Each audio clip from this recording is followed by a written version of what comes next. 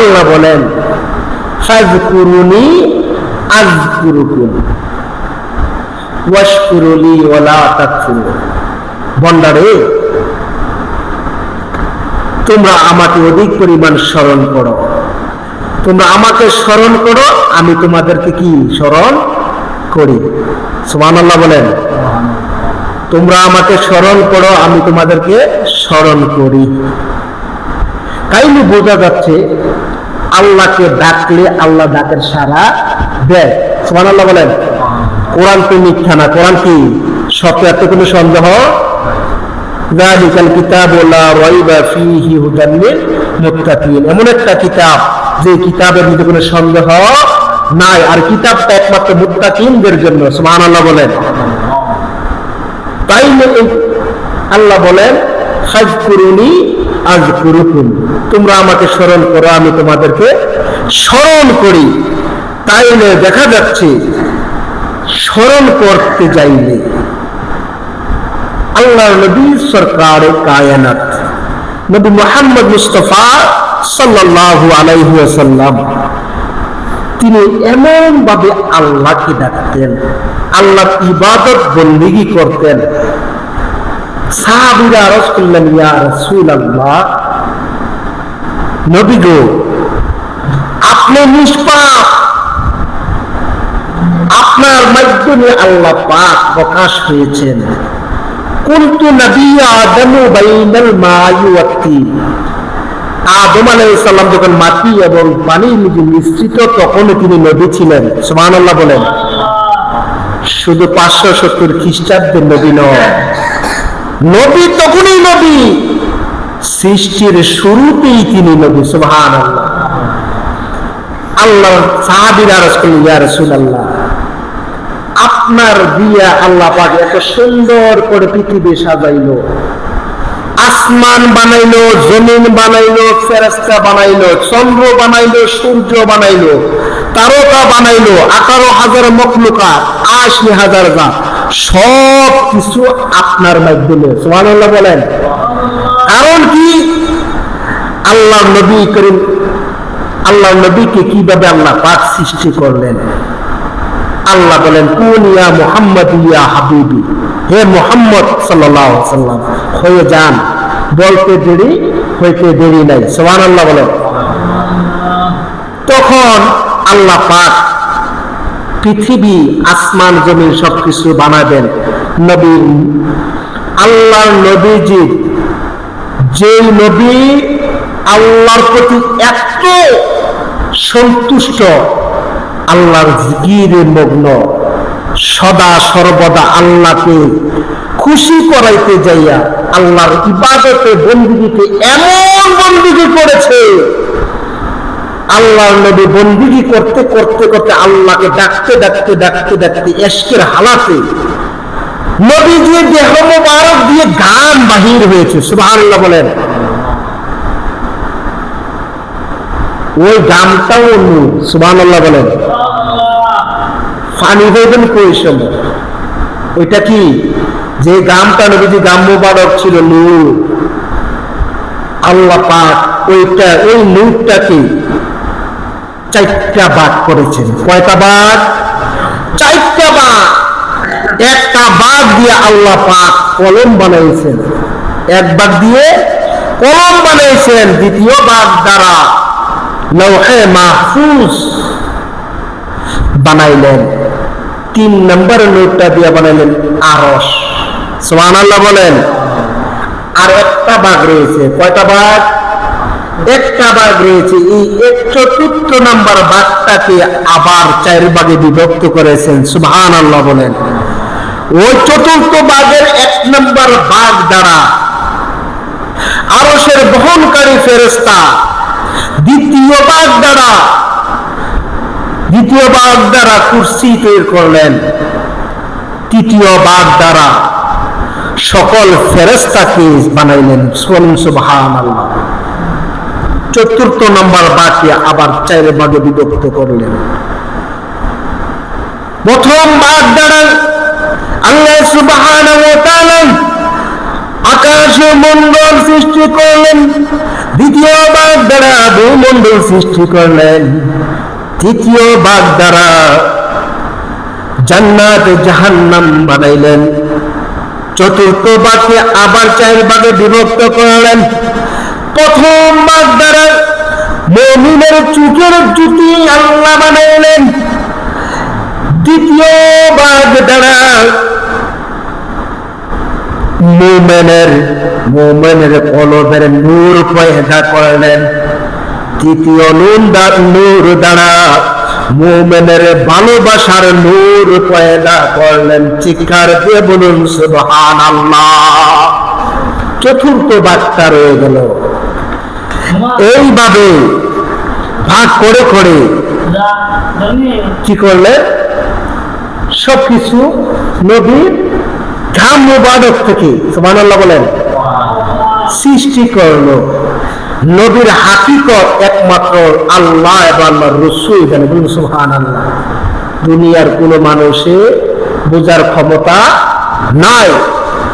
ওই নবী আল্লাহকে ডাকে, সাহাবীরা ডাক দিয়ে বলে ইয়া রাসূলুল্লাহ, আপনি নিষ্পাপ, আপনার প্রতি মহান রব রাজি খুশি, আপনি এত ইবাদত বন্দেগী করছেন, আপনার পা মুবারক নামাজের মধ্যে দাঁড়াইলে পা মুবারক ফুলে যেত দাঁড়ানো থাকতে থাকতে, আপনি যখন রুকুতে যাইতেন আপনার চেহারা মুবারক ফুলে যাইত, হাতগুলা ফুলে যাইত, সেজদায় যাইতেন আপনি মাথা মুবারক রাখতে রাখতে আপনার চোখের নিচে চোখগুলা লাল বর্ণ হয়ে যেত, সেজদার নিচে যে আল্লাহর তাসবিহ পড়তেন। ইয়া রাসূলুল্লাহ, আপনি কি একটা বন্দেগী না করলে হইতো, কেন একটা বন্দেগী করছেন? কারণটা কি আমরা একটু জানতে চাই। আল্লাহর নবী ডাক দিয়ে বলেন আফালা আকুনা আবদান শাকুরা। সুবহানাল্লাহ বলেন আফালা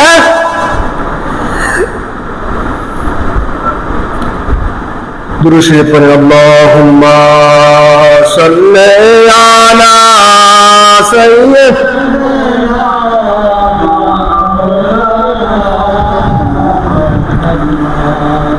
وعلى آل سيدنا مولانا محمد মুহাজ্জিস মুকররম। আল্লাহ নবী বলেন আফালা আকুনা আবদান শাকুরা, আমার রব যে আমাকে এত কিছু দিল, কি দিল? আল্লাহ বলেন আল্লাহর নবীকে সব কিছুর স্রষ্টা হলো আমার আল্লাহ। সুবহানাল্লাহ বলেন মালিক বানাই দিয়েছেন আমার নবীকে। সুবহানাল্লাহ বলেন ইন্না আতাইনাকাল কাউসার, সব কিছুর মালিক আমার নবী। সুবহানাল্লাহ বলেন আমার নবীকে সব কিছুর মালিক বানাই দিল।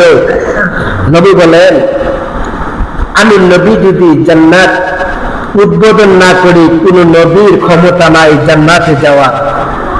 আমি যদি কাউকে হাসরের ময়দানে হাউজে কাউসার না পিলাই, কারো ক্ষমতা নাই যেন 1 গ্লাস হাউজে কাউসার খাওয়ার মতো। সুবহানাল্লাহ বলেন আমার আল্লাহ ইচ্ছা করলে বান্দাকে ডাইরেক্ট জান্নাত ডাইরেক্ট জাহান্নাম দিতে পারত, ঠিক কিনা বলেন? কারণ কি? আল্লাহ বান্দার শাহরগের চেয়ে নিকটে, শাহরগের চেয়ে নিকটে। ওই আল্লাহ বান্দার সাথে থাইকা সবকিছু দেখে কি দেখে না? দেখতেছে না? তাহলে যদি আল্লাহ দেখে আমি কি করছি, নেট করছি না বদ করেছি, চুরি করেছি না নামাজ পড়েছি, ঠিক কিনা বলেন? আমি কি হালাল উপার্জন করেছি না সুদ খেয়েছি, আল্লাহ দেখে কি দেখে না? ওয়া নাহনু আকরাবু ইলাইহি হাবলি ওয়াল ওয়ারিদ, আল্লাহ বান্দার শাহরগের চেয়ে নিকটে।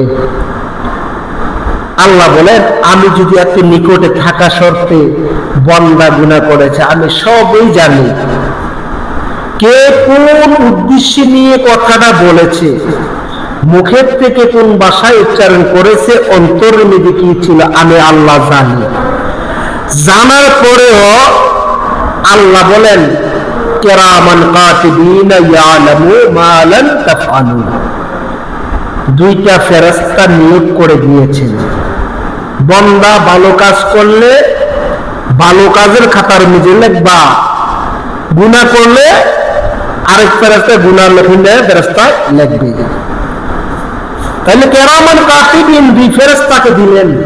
আল্লাহ জানেন, দেখেন, তারপরে দিলেন, কারণটা কি?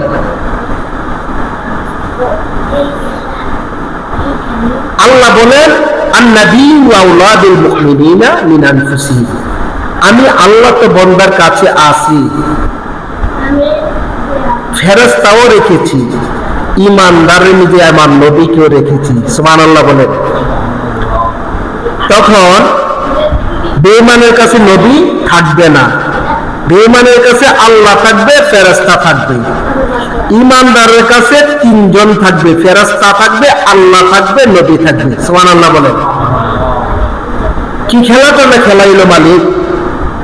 হাসরের ময়দানে আল্লাহ বলতে পারতো যে অমুকে জাহান্নামী, অমুকে জান্নাতি, লেখে রেখেছে ফেরেশতা, দেখেছি আমি। হিন্দু বেড়া আমার পূজা করে নাই, আমার ইবাদত করে নাই, গাছের পূজা মাছের পূজা করেছে, আমি জানি, তাকে ডাইরেক্ট জাহান্নাম দিতে পারত। হাসরের ময়দান, তামার জমিন, সোয়াত উপরে সূর্য, উলঙ্গ অবস্থায় সবগুলাকে দাঁড় করাই দিবে। হিন্দু থাকবে, নাস্তিক থাকবে, আস্তিক থাকবে, মুশরিক থাকবে, মুনাফিক থাকবে, ঈমানদার থাকবে। থাকা শর্তে আল্লাহ পাক হাসরের ময়দানের মধ্যে কায়েম করবে, মিজানের পাল্লাটা টাঙ্গাইয়ে দিবে। সুবহানাল্লাহ বলেন।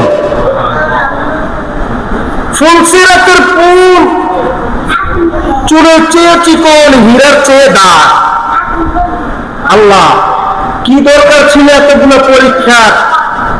ডাইরেক্ট দিতে পারত জাহান্নাম। কেন ফুলসিরাতের পুল? কেন আবার মিজানের পাল্লা? কেন হাসরের ময়দান? জমিনটা তামার, পাড়াটা রাখতে পারবে না। পা যখন সীসা, যখন মানুষ যখন লোহা যখন আগুনের মধ্যে দেয়, মোম যখন আগুনের মধ্যে ফালায়, গলে ওইটা একবারে পানির মতন হয়ে যায়। আল্লাহ বলেন, ওই অবস্থা হাসরের ময়দানে একটা ব্যক্তি ব্যতীত বাকিগুলার অবস্থা মোমের মতো অবস্থা হয়ে দিবে। বলুন নাউজুবিল্লাহ। কিসের মতন? মোমের মতন। আবার কোনো জায়গায় নাকি সীসার মতো গলে যাবে, একদম সাইলেন্ট, মোমের মতন গলে যাবে। একটা ঢল তাদেরকে একটু ঘামে স্পর্শ করবে না, একটু তাপও লাগবে না। সুবহানাল্লাহ বলেন। কোন ব্যক্তিটার ঘামবে না, তার দেহের থেকে একটু গরম লাগবে না, ওই ব্যক্তিটা হলো আন-নাবিয়্যু আওলা বিল মুমিনিনা মিন আনফুসিহিম। সুবহানাল্লাহ বলেন। যেই ব্যক্তিটার মধ্যে নবী ছিল, সেই ব্যক্তিটাকে ওই হাসরের ময়দানেও তার একটু সমস্যা হবে না। সুবহানাল্লাহ বলেন। ওই ব্যক্তির কোনো সমস্যা হবে না। কারণ কি? তখন ওই ব্যক্তির ছোট্ট কাট্ট গুনাহও থাকবে। মানুষ বলে বোন আছে, সব মানুষ নিষ্পাপ না। কেন না? সব মালিকেরই খেলা। আল্লাহ পারতো না যে